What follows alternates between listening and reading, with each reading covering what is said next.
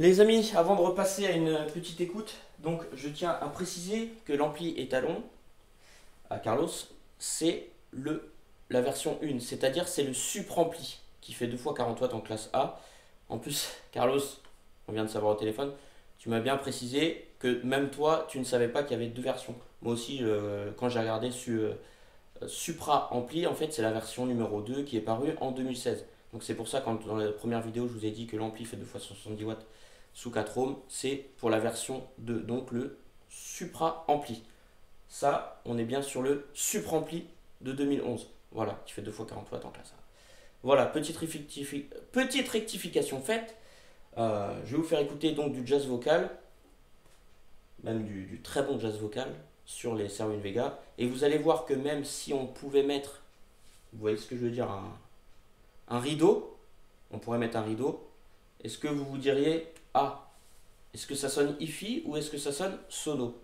Parce que c'est vrai que j'ai eu ce petit débat avec Carlos, on en a parlé rapidement. Donc pour lui, ce sont des enceintes sono, ce que je respecte tout à fait, son choix. Et moi, pour moi, ce sont des enceintes hi-fi. Parce que Serwin Vega, même s'ils sont dans le matériel audio pro, ils ont sorti ces enceintes-là pour la hi-fi, en fait, pour la hi-fi home cinéma. Voilà.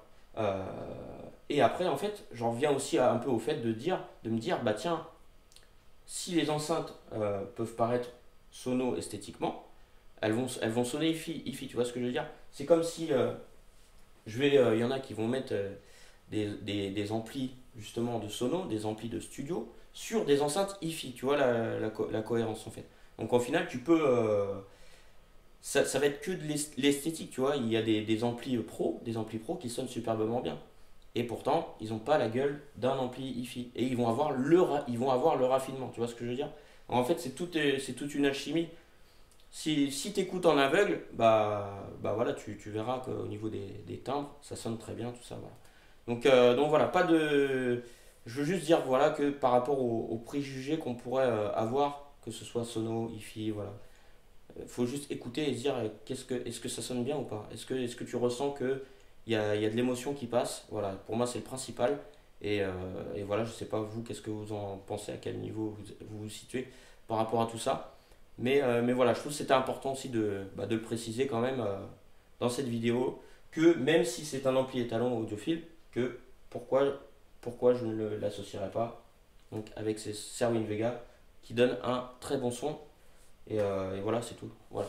Bon, allez les gars, je vous passe la petite vidéo. Vous me direz ce que vous en pensez.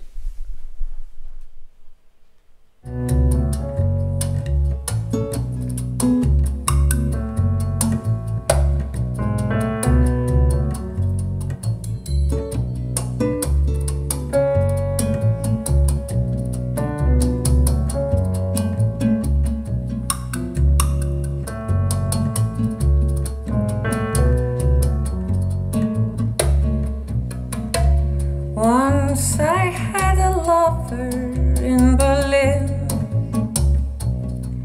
said a frail old woman at the table next to mine. His voice was like an ancient violin, and he spoke to me, that voice, that voice. I believe they call it falling for a man, but this falling made me fly, left me soaring for the sky. There wasn't any sense, there was no plan, but who would trade this passion for the safety of dry land?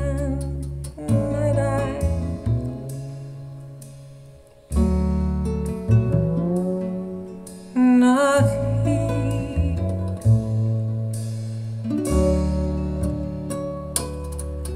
And we knew we had to travel far away. We knew we had to disappear where no one else could find us. A sailing ship would take us from the bay. It sails would fill with an offshore wind to blind us. We gambled our security, the future for the now, sailed off toward the storm, safety cast aside. We'd gone below what reason would allow,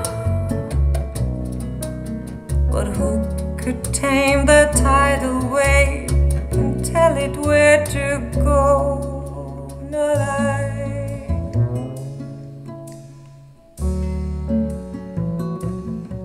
Not you.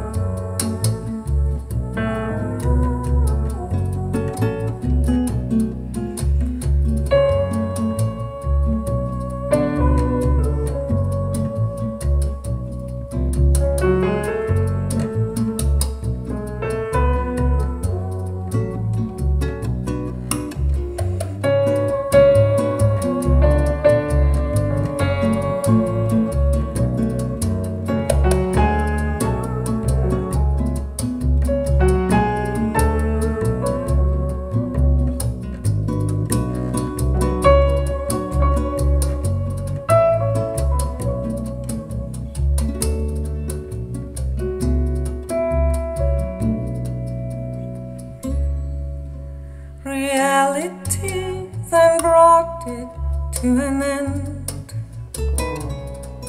said the frail old woman, shaking underneath her hat. A decent set of values is no friend. It's reason now that blinds us, please believe. And passion is not willing to be steered. Purity alone won't fill a ship's white sails. Life will sometimes bring what we most feared.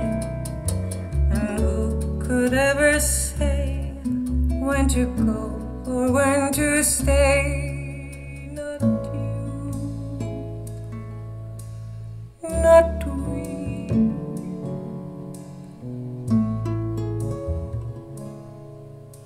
Not I.